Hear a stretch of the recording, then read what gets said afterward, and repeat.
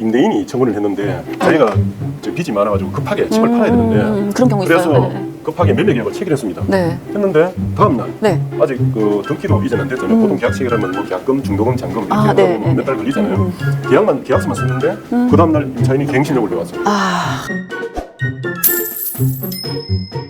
정부 측을 대변하는 것으로 보여지는 모 변호사의 언론기사 의견으로는 만약에 임차인이 임대인에게 갱신 요구를 하면 네, 형성권으로서 바로 도달 시점에 갱신 요구의 법률 효과가 발생한다고 했습니다. 그렇다면 주택임대차 보호법상 임차주택의 양수인, 그러니까 임차주택의 양수인 산 사람, 집주인은 임대인의 지위를 승계한다고 했죠. 자, 그렇다면 갱신 요구의 효력도 승계된다고 봐야 되죠. 자, 그러면은 그 집을 산 집주인은 실거주를 이유로 본인이 내가 여기서 살겠다라는 그 이유로 갱신 거절을 할 수 없게 된다고 했어요. 이게 맞나요? 맞는 설명인가요?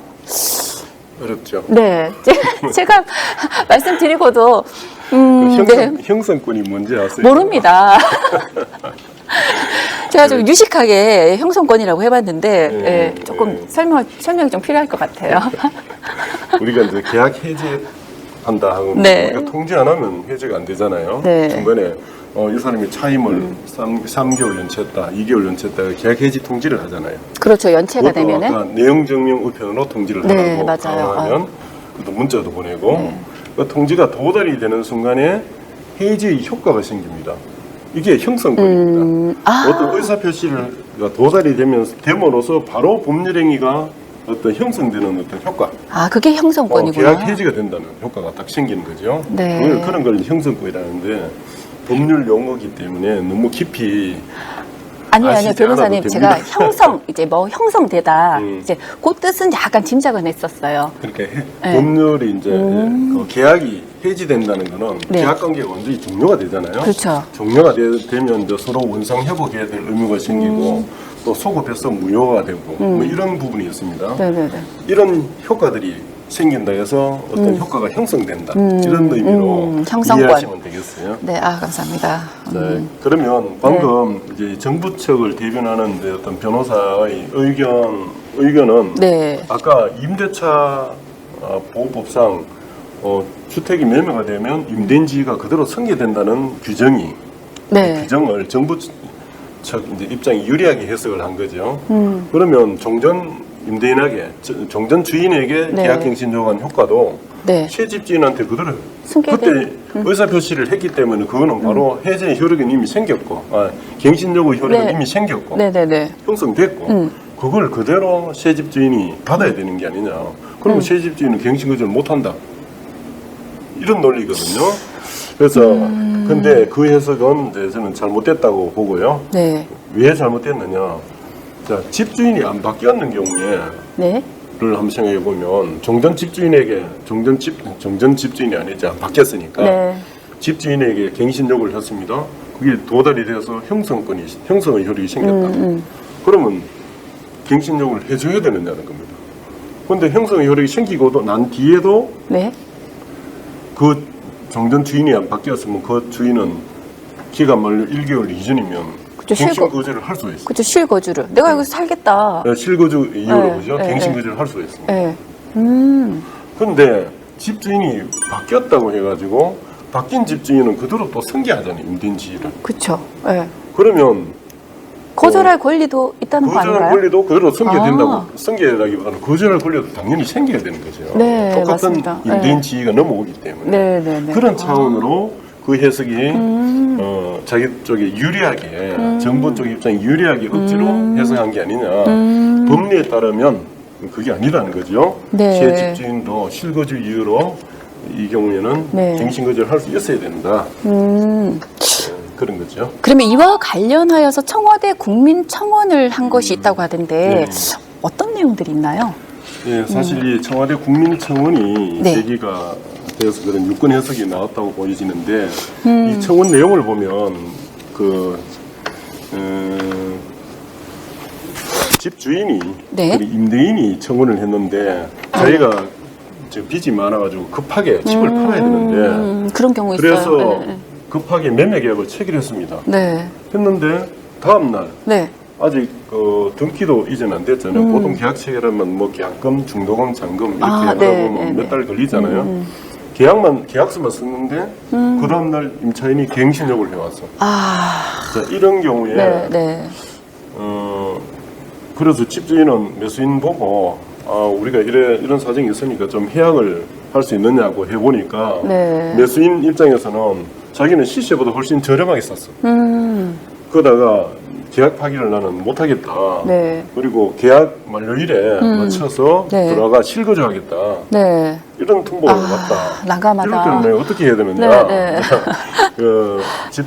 집주인 입장에서 이렇게 청원을 했습니다. 제가 이제 일단 해석을 해보면 네. 자, 먼저 국토부 해석대로 하면 네. 아직 매매 계약만 체결했잖아요. 네. 새 집주인이. 그래서 그 사람이 이전 등기도 안 됐기 때문에 네. 지금 세입자가 현 집주인에게 네. 계약갱신 요구한 게 효력이 있는 겁니다. 아. 현 상태에서는. 네. 그런데 네. 이제 이 집주인 입장에서 이 문제를 해결하려면 네. 아까 이제 제대로 된 법리 해석을 하게 되면 자, 임차인이 갱신 요구를 했단 말입니다. 네. 나한테. 네. 내가 현 집주인이잖아요. 임차인이 갱신 요구를 했다 해도 지금 매수인하고 계약은 이미 체결해놨고 빨리 잔금까지 받고 소유권을 넘겨줬다. 네. 그러면 계약 기간 만료 한 달 전 사이에 소유권까지 다 넘어갔다. 그러면 넘어간 그 매수인인 새 주인이 네. 임차인에게 갱신 거절을 하게 되면 네. 거절이 효력이 생기겠죠. 그렇죠. 그렇죠. 어차피 다 승계를 받았으니까. 예, 네. 그게 이제 제대로 된 해석에 의하면 그렇다. 근데 국토부 해석대로 하면 그게 안 되는 거죠, 제가. 자, 그러면은 급한 빚을 갚기 위해서 집을 팔려고 내놓은 집주인이 계약을 체결했다고 했잖아요. 네. 계약을 체결할 당시에 만약에 5억이라면 5천만 원을 받았을 거란 말이에요. 그렇죠. 그러면 이분은 5천만 원을 그 사람한테 다시 주고 이제 무효로 하자 이 계약을 라고 얘기를 해야 되는 건가요? 네. 자, 이 경우에 그 집주인 입장에서는 임차인이 이제 갱신 요구가 유효해버리면 네. 그 매수인에게 네. 소유권을 넘겨줄 수가 없잖아요. 결국은 네. 넘겨줄 수 없고 임차인을 내보내야만이 응? 네. 매매가 유효하게 진행되잖아요. 그런데 결국은 임차인이 갱신 요구가 유효해져가지고 네. 결국은 또 매수인 입장에서는 실거주 목적으로만 매매를 했기 때문에 네. 나 실거주 안 하면 안 사겠다 이렇게 할 수도 있잖아요. 그렇죠. 근데 뭐 실거주 안 하고도 뭐 또 살 수도 있죠. 전세 낀 그 집을 사는 거니까 그 2년 후에 자기가 들어오면 되니까 그걸 살 수도 있는데 내가 당장 실거주해야 되니까 나는 실거주 안 되면 네. 못 산다. 그러면 당신이 위반했으니까 책임져라 이렇게 할 수 있죠. 매도인 상대로. 그때 매도인 입장에서는 계약금만 받았잖아요. 그렇죠. 계약금만 네. 받았는데 보통 특별하게 어떤 손해배상에 대한 약정이 없으면 계약금 상당액을 위약금으로 약정을 합니다. 그리고 임대차 계약서 보면 계약이 일방이 이제 불이행했을 때 네. 특약이 없으면 계약금 상당액을 위약금으로 해서 계약금을 준 사람이 해약하려면 네. 포기하고 해가면 네. 되고 받은 사람은 배액을 상환 받은 돈에다가 그 계약금만큼을 더 보태가지고 그렇죠. 돌려주고 네. 파기할 수 있는 거죠. 네. 그렇게 이해하시면 되겠죠. 그러니까 그 계약금이 궁금해서요. 네. 그럼 5천만 원 같으면은 배액이라면은 1억이겠네요. 그렇죠. 5천만 원 받았다면 1억을 네.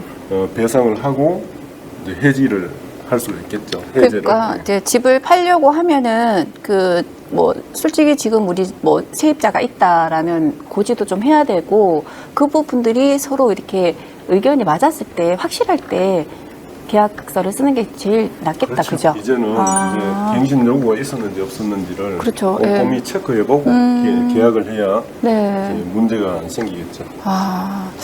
자, 그러면 국토부 유권 해석에 의하면 임차인이 갱신 요구한 이후에 실거주 목적으로 전세 낀 주택을 매수하려는 사람은 임차인과 합의하여 내보내지 않고는 매수할 수가 없다는 얘기네요. 그렇죠. 자, 국토부 유권 해석에 의하면 이미 임차인이 한번 갱신 요구를 해버리면 네. 뭐 그 주택을 매매해도 매수인이 네. 그 매수인이 갱신 거절을 못하기 때문에 네. 그냥 임차인한테는 이제 갱신 요구권에 의해서 2년간 네. 더 있을 수 있는 권리가 이제 생기는 거잖아요. 네네네. 이제 그래 되면 주택을 팔려고 해도 그 갱신 요구 기간이 6개월에서 1개월 전 사이에 네. 집을 이제 임대인이 팔려고 하면 네. 어떻게 해야 되느냐? 그 경우에 이제 매수할 사람은 네. 이제 또 실거주 목적으로 매수할 사람이 있을 경우입니다. 네. 그런 경우는 임차인을 내보내야 될 거잖아요. 어쨌든 그렇죠. 내보내지 않고는 매수인이 실거주 할 수가 없잖아요. 그렇죠. 그러니까 네. 부득이 이제 임대인 입장에서도 급하게 팔려고 하면 네. 합의금 줘야 될 거고 주고 내보내야 되고 이사 가려면 매수하는 입장에도 자기가 실거주 하려고 하면 그 임차인하고 뭔가 합의가 돼 합의 이사비나 이런 네. 합의금을 제대로 안 주고는 세입자가 나갈 일이 없잖아요. 자기가 권리가 있는데. 그렇죠. 살 권리가 있는데. 사실 이때는 임차인은 뭐 지금 알박기식의 어떤 권리가 생기기 때문에 알박기. 네. 와. 알박기는 표현이 네. 적절할지 모르겠지만 아니요, 쏙 들어와요. 네, 맞습니다. 네. 근데 임차인의 어떤 권리도 또 보호해줘야 되니까. 네. 그런데 이제 국토부 해석이 아니고 네. 제대로 해석을 하게 되면 이때도 아까 말씀드렸던 것처럼 계약갱신요구를 했더라도 주택 매수인이 등기하고 기간 만료 한 달 전 사이에 갱신거절을 해버리면 네. 효력이 있으니까 거절이 효력이 합의할 필요가 없겠죠. 그렇죠. 네. 국토부 해석 이해할 때 그렇다 이 말씀입니다. 복잡합니다. 이게 두 가지 해석을 네, 지금 계속 같이 가다 보니 이제 헷갈리시죠? 네, 공부는 제가 정말 열심히 하는데 네. 국토부 해석까지 네, 지금 같이 겸해서 지금 네. 그러면 주택 임대차 보호법에 그 임대인의 갱신 거절 사유에 보면은 네. 서로 합의하여 임대인이 임차인에게 상당한 보상을 제공한 경우가 있었어요. 자, 그러면 혹시 보상받고 합의한 임차인이 다시 갱신 요구를 한다면, 그러니까 합의했더라도 버티는 경우죠? 세입자가 네. 버티면 음. 또 임대인은 빨리 내보내야 되는데 네. 세입자가 그러니까 이유 없이 버텨도 그냥 우리가 힘으로 털어낼 수가 없어요. 그렇죠. 뭐. 네, 털어낼 수가 없어요. 그때는 어떻게 해야 됩니까? 그럼 소송을 해야 돼. 아. 인도 소송을. 인도 옛날 소송. 같은 명도 소송이죠. 인도 소송을 해가지고 나가달라 하는 네네. 소송을 해야 돼. 자, 소제기해서 이게 1심 판결 받게 되면 가집행이라는 게 인정이 돼요. 네. 이제 그 1심 판결문 갖고 이제 바로 인도 집행관 사무실에다가 신청을 해서 집행을 다 드러내는 집행을 할 수가 있습니다. 네네. 근데 그거 하는 데까지 7, 8개월 걸려요. 아, 기간이 엄청 네. 많이 걸리네요. 근데 지금 당장 들어가야 되는데 세입자가 버티고 있으면 자, 그러면 인도 소송은 시간이 많이 걸리는데 반해서 인도 단행가 처분은 임차인을 빨리 내보낼 수 있다던데 여기에 대한 설명 조금 부탁드릴게요. 그러니까 임대차가 기본적으로 보통 임차인이 이제 기간이 만료되면 나가야 될 거고, 그죠? 네. 임대차 계약성 의무를 위반했을 때, 차임을 뭐 3개월이나 2개월 연체했을 때, 네네. 이럴 때 주택은 2개월 연체죠. 네. 했을 때는 나가야 될 거잖아요. 근데 안 나가고 버틴다. 그럴 때는 어떻게 하면 좋겠습니까? 그래서 그 제가 조금 공부를 했는데 인도 소송이 시간이 많이 걸리고 안 나가면은 조금 빨리 임차인을 내보낼 수 있는 인도 단일가 처분이 있다고 들었어요. 그래서 이제 인도 단일가 처분에 대한 내용을 제가 공부를 좀 깊이 하다 보니 잘 모르겠더라고요. 이 부분은 아마 예. 알겠습니다. 인도 단행가 처분이잖아요. 네네 인도 단행가 처분. 네, 근데 이제 인도 소송은 아까 얘기했던 것처럼 본안 소송입니다. 본안 소송이 돼가지고 이게 시간이 많이 걸리죠. 네. 네. 판결 받는데 6개월 걸리고요. 기본적으로 그거를 또 집행하는데 한 2달은 걸립니다. 그럼 한 8개월 걸리잖아요. 네. 근데 그거를 당기는 방법이 있어요. 이제 단행가 처분이라고. 네. 단행가 처분에는 뭐 철거 단행가 처분, 인도 단행가 처분, 뭐 수거 단행가 처분 이런 여러 가지가 있습니다. 네. 그런데 그 중에 인도 단행가 처분을 이제 보통 신청을 하는데 네. 세입자 내보내기 위해서는 네. 이렇게 이거는 이제 가처분하고 본안소송의 이제 차이가 있습니다. 본안소송이라는 본소송이라는 뜻입니다. 본소송. 네. 근데 그게 부수돼가지고 본소송이 아까 판결을 받았는데 네. 실제 집행하러 가면 또 사람이 바뀌거나 막 이래가지고 문제되잖아요. 네네. 이걸 때문에 그런 걸 본소송의 판결의 효력이 네. 나중에 문제가 안 되도록 미리 보전 처분하는 겁니다. 그게 보전 처분이고 네. 보전 처분 중에는 가압류, 가처분 이렇게 있어요. 가압류 들어봤어요. 그렇죠. 너무 깊이 이제 아, 가는 네. 건 그렇고 그 중에 가처분 중에 하나가 인도 네. 단행 가처분인데 가처분은 이제 단지 이제 보전 처분 보전한다 현 상태를 유지하는 유지 보전하는 정도인데 단행 가처분은 이거는 특별한 겁니다. 이건 아주 긴급한 사안이 있을 때는 아예 가처분만으로 뭔가 집행까지 못 하거든요. 네, 네. 이 단행 가처분만으로도 집행까지 되는 겁니다. 아, 그 집행은 확정적이야 이것도 잠정적인 집행이긴 한데 네. 그래도 이 바로 드러낼 수 있고요. 할 수 있는 거라서 이게 상당히 이제 중요한 제도인데 네. 그래서 이 단행 가처분 그러면 함부로 하면 안 되겠죠. 뭐 다 네. 급하게 뭐 신속하게 결정을 해가지고 빨리 드러내는데 보통 거의 신청을 하면 네. 3주 정도 걸리면 첫 신문길이 한 번 잡히고요. 네. 보통 한 번 정도 하고 끝나요. 끝나고 이제 판사가 이제 보통 한 달이나 한 달 보름 정도 만에 이제 결정을 해줍니다. 그보다 오래 걸릴 수도 있지만 그 결정 받은 거 갖고 집행 신청을 하게 되면 빠르면 2달, 뭐 2달 전후에 집행까지 할 수 있습니다. 그런데 네. 본안소송 시행하면 8개월이 최소한 걸리는데 네. 2달 만에 할 수 있으니까 얼마나 이게 효율적인 제도잖아요. 그러네요. 이게 그런데 엄청 빠르네요. 효율적인 제도지만 네. 함부로 쉽게 할 수 있게 해주면 안 되죠. 네. 진짜 예외적인 경우. 예외적인 경우에만. 어떤 경우냐? 근데 그 이제 그 책에 명시가 되어 있습니다. 좀 이런 몇 가지 사례가 나가겠다고 합의까지 해놔놓고 안 나가는 경우. 버티는 경우. 네. 또는 뭐 재건축이나 이렇게 아파트 시행사 개발하다가 한 10,000평 정도를 다 철거하고 놔뒀는데 집 하나 딱 남았어. 그 세입자가 남아서 네. 버티고 있는 거예요. 뭐 세입자가 몇 명만 남았다. 네. 극소수만. 이런 경우에는 시급하니까 정식 재판에 가는 사업 비용이 이자가 얼마나 듭니까? 네네네. 그걸 고려해서 그런 경우에는 거의 2달 만에 내보낼 수 있는 단행 가처분을 이제 인정해주기도 하죠. 저 집주인이 임차인을 내보내려는 꼼수로 경매제도라는 거를 또 활용한다는 기사도 읽었어요. 이게 어떤 내용인가요?